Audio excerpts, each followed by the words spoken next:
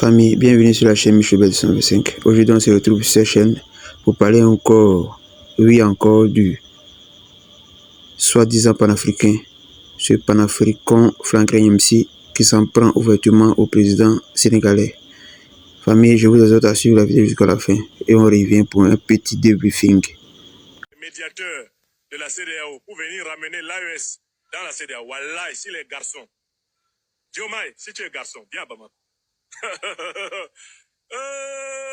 Comment on dit chez nous à Douala?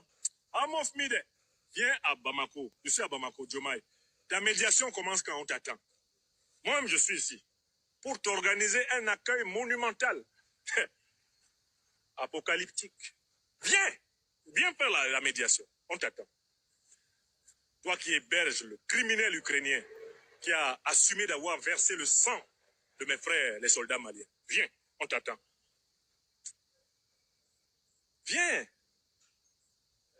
Viens de ta voix fluette, viens nous faire un discours. Alors, j'en profite pour présenter mes condoléances aux familles maliennes qui ont été endeuillées à Tinzaouaten et le Sénégal s'associe. Viens dire ça ici. Wallah billah tallah. Le panafricain camerounais Franklin Nyamsi que voici ose tranquillement insulter un président élu. Je vous dis sincèrement, moi j'aimerais vouer mon admiration sans borne à tous les Sénégalais qui ont une patience d'or, qui ont une qualité indéfectible qui est la patience et la résilience face à un individu qui insulte le président sénégalais élu démocratiquement. Et qui dit insulter le président de tous les Sénégalais, dit insulter le Sénégal. J'aimerais également aussi féliciter ou m'étonner du fait qu'un non-musulman puisse ainsi évoquer le nom d'Allah aussi facilement, en plus, pour se moquer d'un musulman.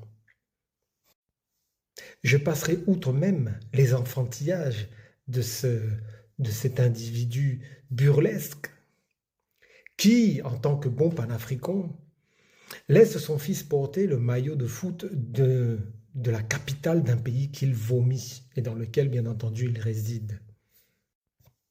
Je serais véritablement surpris et étonné le jour où l'on me dira que cet individu se sera fait prendre une claque monumentale, gargantuesque, par un Sénégalais ou un Ivoirien qui passerait éventuellement dans le métro parisien aux abords de cet individu qui serait sans doute facile à repérer vu l'odeur fétide qu'il doit dégager.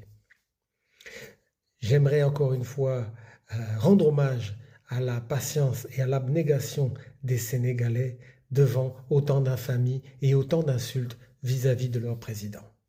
Cela montre une grande sagesse et une hauteur d'esprit bien supérieure aux panafricains de base. Avec ces panafricains-là, on va toujours monter au créneau pour pouvoir toujours les descendre, les démonter. La propagande ne passera pas.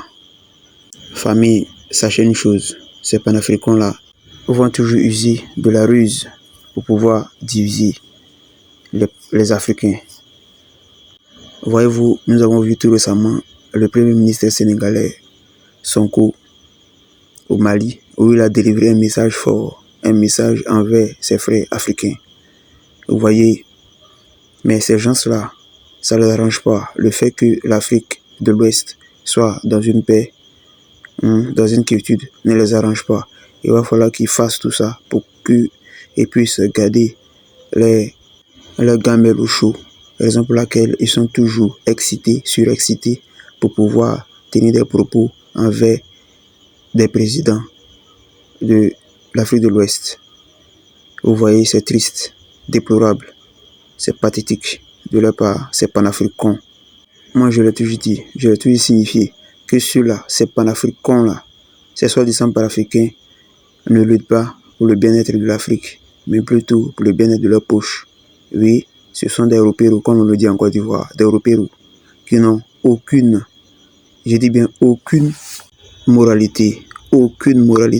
Ils sont capables de faire tout, de tout mettre en œuvre pour avoir de l'argent, le gain. Oui, ce sont des gens qui n'ont pas d'état d'esprit, qui n'ont pas d'état d'âme à cause de l'argent. À cause de l'argent, ils sont prêts à tout.